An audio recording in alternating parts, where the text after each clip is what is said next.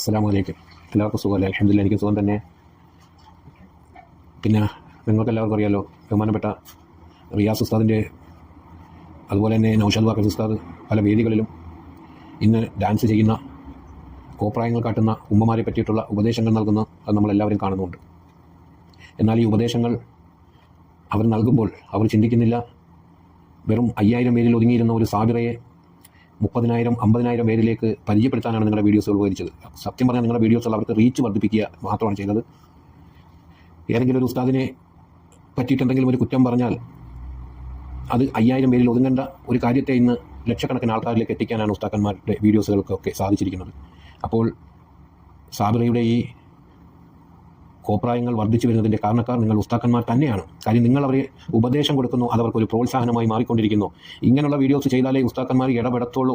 അതുവഴി എനിക്ക് ലോകത്ത് എല്ലാവരിലേക്കും എൻ്റെ വീഡിയോസ് എത്തുന്നു, റീച്ച് വർദ്ധിക്കുന്നു, സബ്സ്ക്രൈബേഴ്സ് കൂടുന്നു, അതുവഴി യൂട്യൂബിൻ്റെ സാമ്പത്തികം ലഭിക്കുന്നു എന്ന് സാബിറയ്ക്ക് മനസ്സിലായതിനു ശേഷമാണ് സാബിറ വീണ്ടും ഉസ്താക്കന്മാരുടെയൊക്കെ നിങ്ങളുടെയൊക്കെ ഉപദേശത്തിന് മറുപടിയായി വീണ്ടും വരുന്നു. അതിന് എതിരായി നിങ്ങൾ അവരെ വീണ്ടും ഉപദേശിക്കുന്നു. ഒരു ഉമ്മയാണ്, ഉമ്മ ഒരു മകനെ പോലെ കാണണം, ഒരു മകനെ പോലെ എൻ്റെ ഉപദേശം. അത് എൻ്റെ ബഹുമാനപ്പെട്ട ഉസ്താദെ സമൂഹ മാധ്യമത്തിൽ വന്ന് ഇതുപോലുള്ള സോഷ്യൽ മീഡിയകളിൽ വന്നിട്ടല്ല. നിങ്ങൾക്ക് അത്ര ഒരാളെ നിങ്ങൾക്ക് നന്നാക്കണമെന്ന് അത് കണ്ടിട്ട് വിഷമം തോന്നുന്നുണ്ടെങ്കിൽ അവരെ നേരിട്ട് കണ്ട് സംസാരിച്ച് അതിനെ തിരുത്താൻ വേണ്ടിയിട്ട് മാത്രമാണ് നോക്കേണ്ടത്. അതല്ലാതെ ഇങ്ങനെയുള്ള വീഡിയോസുകളിട്ട് ജനങ്ങളിലേക്ക് മൊത്തം ആ വീഡിയോസിനെ എത്തിച്ചുകൊണ്ട് അവർക്ക് റീച്ച് വർദ്ധിപ്പിക്കുക, അവരെ തെറ്റിൽ നിന്നും തെറ്റിലേക്ക് കൊണ്ട് നയിക്കാൻ കഴിയുന്നു നിങ്ങളുടെ വീഡിയോസുകൾ. അത് അള്ളാഹുവിനോട് നിങ്ങളും സമാധാനം പറയേണ്ടി വരും, അതിൽ യാതൊരു സംശയമില്ല. കാരണം നിങ്ങളുടെയൊക്കെ ഒരു കർത്തവ്യമാണ്, ഒരു മുസ്ലിം ചെയ്യുന്ന തെറ്റുകൾ കണ്ടാൽ അതിനെ തിരുത്തണം.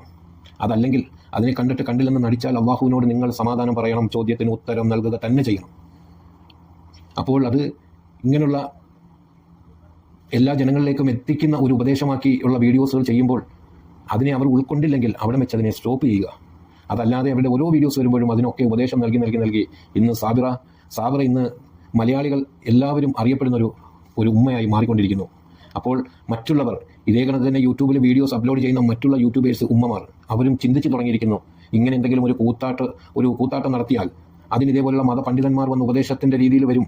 അപ്പോൾ അതുവഴി എനിക്ക് എൻ്റെ വ്യൂസ് വർദ്ധിക്കും, എനിക്ക് സബ് വർദ്ധിക്കും എന്ന് ആ ഉമ്മമാരൊക്കെ ചിലപ്പോൾ ചിന്തിച്ചേക്കാം. വീണ്ടും സാബിറകൾ ജനിച്ചുകൊണ്ടിരിക്കും. അതുകൊണ്ട് വീണ്ടും സാബികളെ ജനിപ്പിക്കരുതേ എന്ന് ബഹുമാനപ്പെട്ട ഈ ഉസ്താദന്മാരോട് എനിക്ക് പറയാനുള്ളൂ. നിങ്ങളൊരു വീഡിയോസ് ചെയ്ത് അവർക്കൊരു ഉപദേശം നൽകി അവരത് സ്വീകരിച്ചിട്ടില്ലെങ്കിൽ അത് അവിടെ വെച്ച് സ്റ്റോപ്പ് ചെയ്യുക. അതിനുശേഷം നിങ്ങൾക്ക് നേരിട്ട് അവരുടെ ഉപദേശങ്ങൾ നടത്താം. അതാണ് അള്ളാഹുവിൽ നിന്ന് ഒരു കൂലി പ്രതീക്ഷിക്കുന്നുണ്ടെങ്കിൽ ചെയ്യേണ്ടത്. അതല്ലാതെ ആഴ്ചയിൽ ഓരോ ദിവസവും അവർക്ക് ഉപദേശം കൊടുത്ത വീഡിയോസുകൾ ഇട്ടിട്ട് എവിടെയോ പറഞ്ഞ സാബിറയെ ലോകം മുഴുവൻ എത്തിക്കാൻ നിങ്ങളുടെ വീഡിയോസുകൾക്ക് കഴിഞ്ഞു.